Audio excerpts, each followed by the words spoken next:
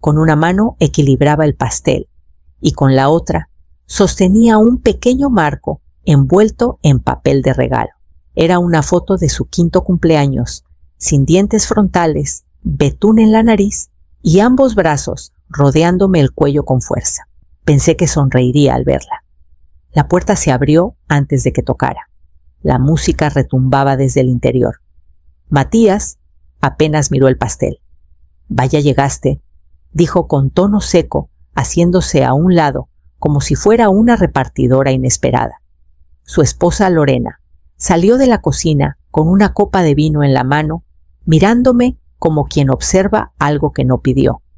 Trajo un pastel, dijo al aire, y luego se volvió hacia los invitados. Seguí el sonido de las risas hasta la sala. Todo brillaba, pisos de mármol blanco, mesas de vidrio, estantes llenos de premios que yo ayudé a ganar. Todos llamó Matías levantando su copa. Gracias por venir. Su presencia lo es todo. Alguien gritó, discurso. Matías sonrió apoyándose en la barra. La verdad, el único regalo que quiero este año. Hizo una pausa, me miró directo a los ojos. Es que mi madre por fin se largue de este mundo. Un instante de silencio. Luego risas. Risas fuertes, genuinas. Lorena aplaudió. No la tientes capaz y lo toma como un favor.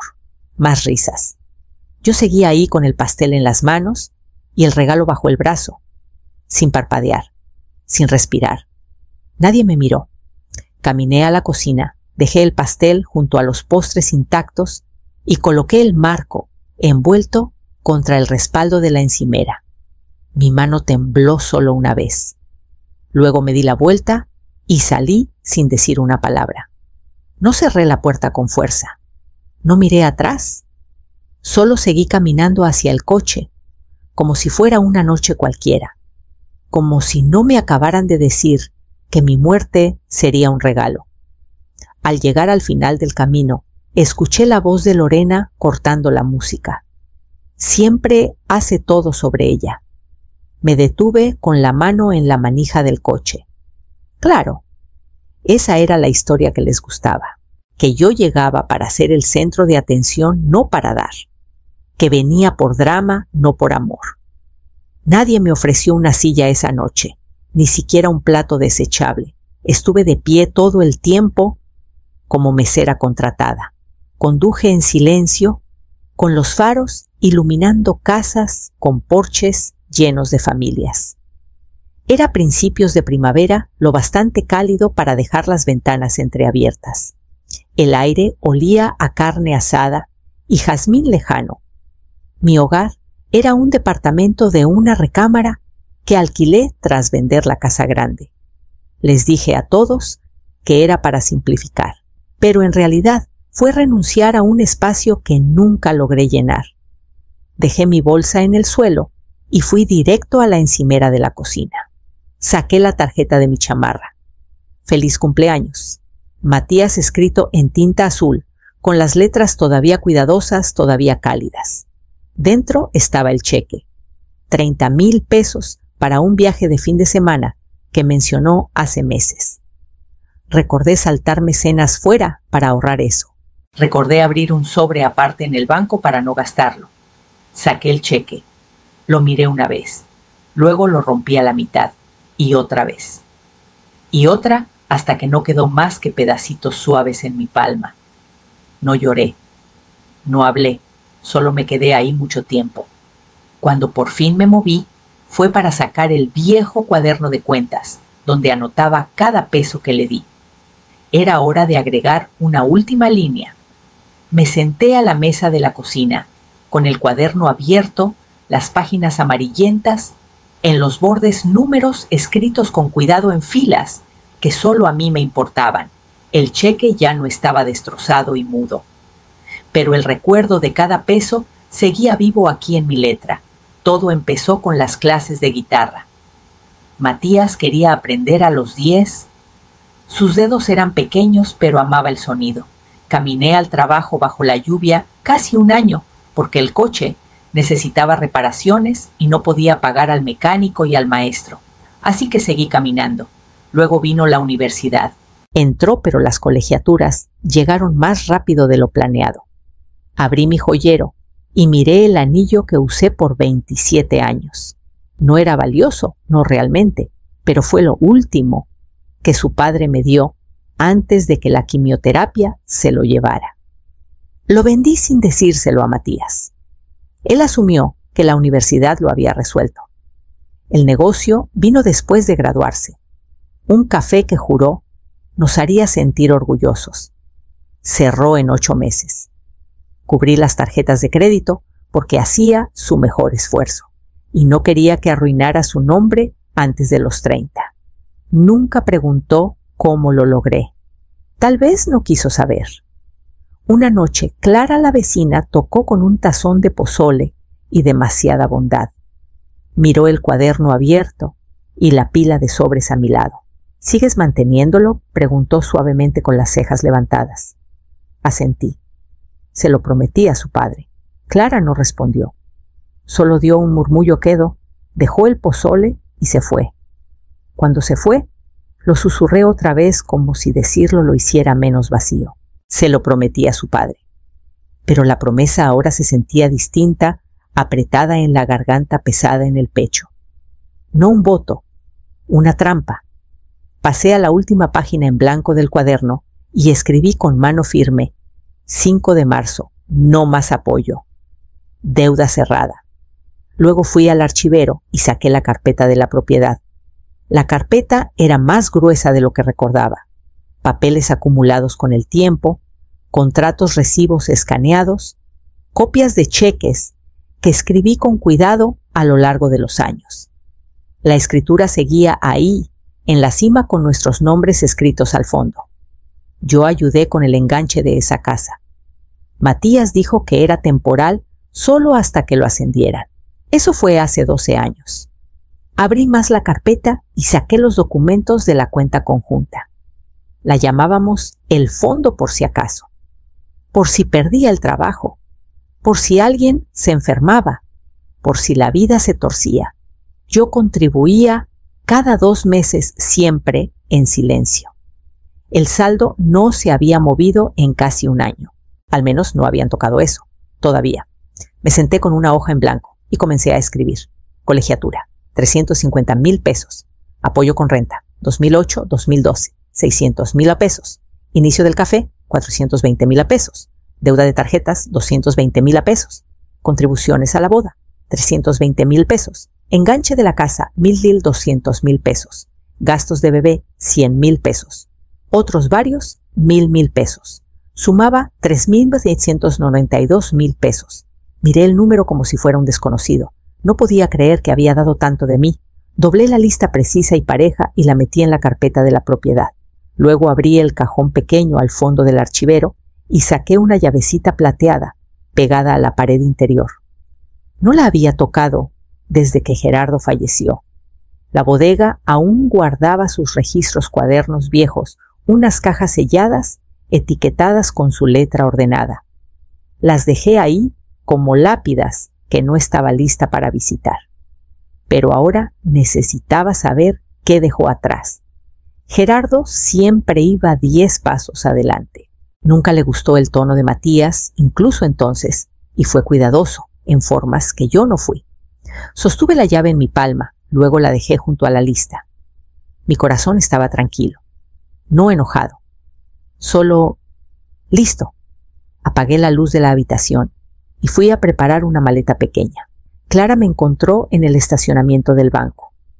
No hizo preguntas, solo caminó a mi lado como lo hacen los verdaderos amigos, en silencio pero firme. Llevaba la carpeta bajo el brazo con los detalles de la cuenta y los documentos de copropiedad. Los revisé 3 veces anoche para estar segura. Adentro firmé el formulario que la cajera deslizó sobre el mostrador. Tecleó unas teclas con las cejas ligeramente levantadas. Sí, señora Mendoza, como titular conjunta, está totalmente autorizada para transferir o retirar estos fondos. 267,000 pesos. Moví cada centavo a mi cuenta privada. El nuevo saldo apareció en números negros en la pantalla como un suspiro que no sabía que estaba conteniendo. Clara y yo no celebramos. Solo salimos a la luz del día como si fuera un jueves cualquiera. La siguiente parada fue la oficina del abogado. La recepcionista ofreció agua. La rechacé. Me senté frente a un hombre que parecía tener la mitad de mi edad y el doble de confianza. Le entregué la copia de la escritura y dije simplemente: quiero saber qué sigo teniendo legalmente. Hojeó las páginas, tomó algunas notas. Usted sigue en el título. Si quieren refinanciar, necesitan su consentimiento. Si quieren vender, necesitan su firma. Asentí. Y si quiero renunciar a la propiedad, es totalmente su decisión. Dijo, pero no lo haga sin recuperar su parte. Le agradecí y me fui. Esa noche me senté de nuevo a la mesa de la cocina, con el cuaderno aún abierto, en la última entrada. Puse mi teléfono boca arriba para ver la hora y entonces lo vi. Un mensaje de Matías, enviado hace 2 meses. Oye, necesito ayuda para cubrir el baby shower. Solo unos miles, sin saludo, sin por favor. Solo la misma petición de siempre. Puse el teléfono boca abajo, me levanté despacio y caminé al cajón donde guardo las llaves. Mañana iría a la bodega. Me senté a la mesa del comedor justo después de medianoche con la casa en calma y expectante. La página en blanco frente a mí no era intimidante, era liberadora. Titulé la carta sin rodeos, cese de involucramiento financiero. No había emoción en las palabras, ni enojo ni disculpas, solo claridad. Listé cada paso que había tomado, el cierre de la cuenta, la reclamación legal pendiente sobre mi parte de la casa, la fecha en que dejé de cubrir gastos. Al final firmé mi nombre lentamente una vez. Luego imprimí 2 copias. Una para él, una para mi archivo. A la mañana siguiente, manejé a la bodega que no había visitado en más de una década. El candado se abrió con sorprendente facilidad, el aire adentro seco e intacto. La mayoría de las cajas estaban etiquetadas con la letra de Gerardo, letras mayúsculas, ordenadas y un subrayado rojo para cualquier cosa sensible. Sabía exactamente qué buscaba. Entre 2 carpetas de seguros y una caja metálica pequeña, había un folder rojo delgado marcado Plan B, Inversiones Mendoza S.A. Gerardo lo creó cuando Matías aún estaba en la universidad, en un momento en que las cosas ya se sentían mal. Había susurrado por si acaso. Está a tu nombre. Algún día podrías necesitar algo que sea tuyo. Ese día había llegado.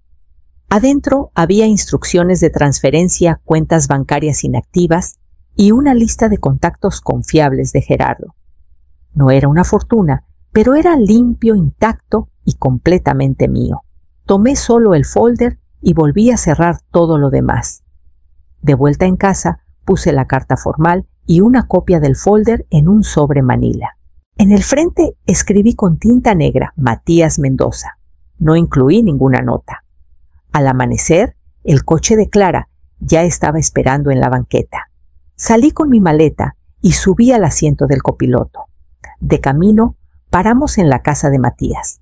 Deslicé el sobre en su buzón antes de volver al coche de Clara.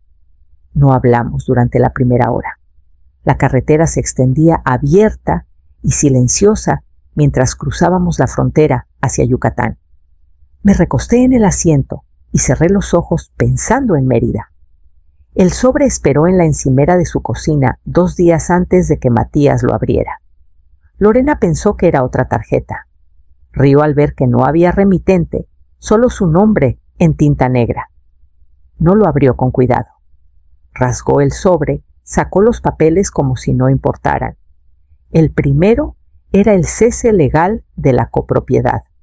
Mi firma clara, fechada, notariada. Significaba que ya no reclamaba la propiedad, pero también que había solicitado mi parte justa. Luego vino el estado de cuenta. Cuenta cerrada. Saldo 0. El retiro final resaltado e inicialado. La tercera hoja era una lista mecanografiada titulada en negritas. Cada peso que olvidaste agradecerme. Cada línea abría algo: clases de guitarra, 45,000 pesos. Colegiaturas, 350,000 pesos. Rescate del negocio, 420,000 pesos. Depósito para el salón de bodas, 120,000 pesos. Emergencia dental, 25,000 pesos. Despensa, 2010-2012, 60,000 pesos. Terminaba al fondo con un total 3,692,000 pesos, sin comentarios, sin acusaciones, solo un conteo. Y luego estaba la foto. Matías, de 2 años, dormido en mis brazos, babeando en mi hombro, sus deditos aferrados al tirante de mi overol. Eso fue todo, sin nota escrita a mano, sin mensaje. Lorena puso los ojos en blanco y murmuró: «¡Qué dramática!». Pero su voz se quebró a la mañana siguiente, cuando llamó el agente inmobiliario. El financiamiento que Matías había solicitado, un préstamo para remodelar basado en la copropiedad, fue denegado. La nueva escritura, ahora sin mi nombre, redujo el capital disponible casi a la mitad.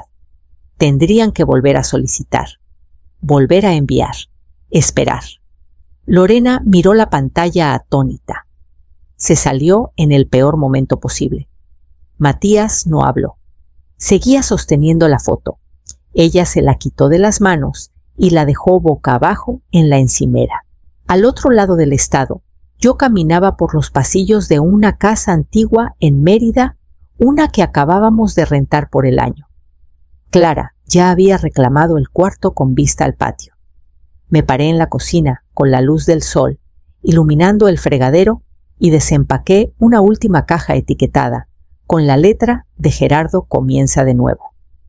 El primer mensaje de voz llegó un martes por la tarde. La voz de Matías era rígida, fingiendo despreocupación. «Oye, mamá, solo quiero saber cómo estás, a ver si platicamos. No es gran cosa». Para el jueves el tono cambió. «Estamos en apuros ahorita. No sabía que el préstamo no pasaría sin tus datos. Llámame, sí. No bloqueé el número, no borré los mensajes. Solo los dejé ahí como cartas sin leer, de alguien que solo me recuerda cuando algo se rompe». Lorena intentó después. Su voz era más cortante, más delgada. «Si esto es un castigo, es cruel. Ya dejaste claro tu punto». Yo estaba en el patio trasero, regando el romero que Clara insistió en plantar. Dejé que el teléfono sonara en mi bolsa. Mérida era tranquila por las mañanas. La casa tenía pisos de madera que crujían cuando caminaba descalza. El aire olía a sal de mar y a historias viejas. No era lujo, pero era mía. Cada martes y viernes hacía voluntariado en el centro comunitario de la esquina. 2 niñas, Jimena y Sofi, se encariñaron conmigo. Ojos brillantes, parlanchinas, siempre con ganas de aprender algo. Una tarde Jimena preguntó: «¿Siempre fuiste tan tranquila?». Sonreí mientras tomaba mi café y dije: «No, pero me lo gané». El fondo de seguridad de Gerardo Inversiones Mendoza seguía intacto cuando lo encontré. Usé una parte para crear algo nuevo, la Beca Mendoza, una ayuda pequeña para madres solteras que regresan a estudiar. Los primeros 3 cheques ya se habían enviado. A veces me sorprendía sonriendo sin darme cuenta. Ese tipo de sonrisa que nace en las costillas y sube, no fingida, no cortés, real. Guardé la foto de Matías en un cajón, no por amargura, sino por memoria. Él fue alguien alguna vez, alguien pequeño, alguien a quien cargué. Ahora era alguien aprendiendo a valerse por sí mismo. Clara trajo un montón de sobres y me entregó uno sin remitente. Lo abrí, desdoblé la carta lentamente y reconocí la letra de inmediato. El mensaje llegó en forma de correo electrónico. El nombre del remitente me detuvo en seco: Alma Mendoza. Mi nieta. No había oído su voz en más de un año. Asunto: ¿estás bien, abue? Hice clic. Abue, ¿por qué ya no nos visitas? Papá dice que estás enojada con nosotros. Te extraño. Mi cumpleaños está cerca. Todavía tengo el libro que me diste, el de la niña que habla con caballos. Lo leo todo el tiempo. Por favor, contéstame. Lo leí 2 veces, luego otra. Sus palabras eran simples, pero rompieron algo en mí que se había endurecido demasiado tiempo. Ella no tenía nada que ver con lo que pasó. Era una niña intentando entender el silencio de los adultos. Me senté esa noche y le escribí. Querida Alma, gracias por escribirme. Yo también te extraño. Pienso en ti seguido, sobre todo cuando veo flores silvestres. Todavía recoges las amarillas como hacíamos antes. A veces los grandes tomamos decisiones que duelen, aunque no queramos. Necesitaba un descanso no de ti, sino de cosas que me estaban rompiendo el corazón. No es tu culpa. Nunca lo fue. Ahora vivo en una casita cerca del mar. Es tranquila y tengo un jardín con menta albahaca y demasiados pájaros. Te mando una foto con este mensaje. Tal vez un día la veas con tus propios ojos, pero solo si se siente bien. Siempre te quiero. Abue y Cela. Adjunté la foto, un retrato que Clara me tomó en el porche con una taza en la mano, el sol de la mañana, en mi rostro. Sin tristeza, solo paz. No esperaba respuesta y no revisé si llegaba una. Algunas cosas se envían al mundo no para ser contestadas, sino solo para ser dichas. El paquete llegó un martes por la mañana envuelto en papel Kraft sin remitente. Matías lo abrió en la mesa de la cocina con Lorena, observando desde el otro lado con los ojos entrecerrados y los brazos cruzados. Adentro había una sola carpeta negra. Dentro una copia legal de mi testamento limpio, notariado final. Su nombre no estaba. Ni una vez. Debajo una tarjeta pequeña con mi letra. Nada florido. Solo esto. El regalo que pediste te lo concedí. La versión de mí que vivía para ti ya no está. No dijo nada. Ni siquiera se movió al principio. Lorena le arrancó la carpeta de las manos, hojeando las páginas, buscando algo que no estaba ahí. Él se alejó sin responder sus preguntas. Esa misma mañana, yo estaba en el cementerio, a unos kilómetros de Mérida, donde Gerardo descansaba bajo un viejo ahuehuete. Traje flores frescas, ranúnculos blancos, los que él decía que parecían fuerza silenciosa. Me arrodillé y las puse junto a la lápida, quitando las hojas secas. Cumplí la promesa, susurré. Pero luego hice una para mí. El sol aún estaba bajo el mundo envuelto en un silencio dorado. Me quedé ahí un rato, no por tristeza, sino por presencia. La mujer que se arrodilló en esa tumba no era la misma que estuvo junto al pastel de Matías hace un año. Esa mujer buscaba ser invitada, ser amada de vuelta como ella amaba. Esa mujer se había ido. Lo que quedó era más callado, más firme, completo. Regresé al coche, abrí la puerta y me senté al volante. Mi teléfono vibró ambiciosos.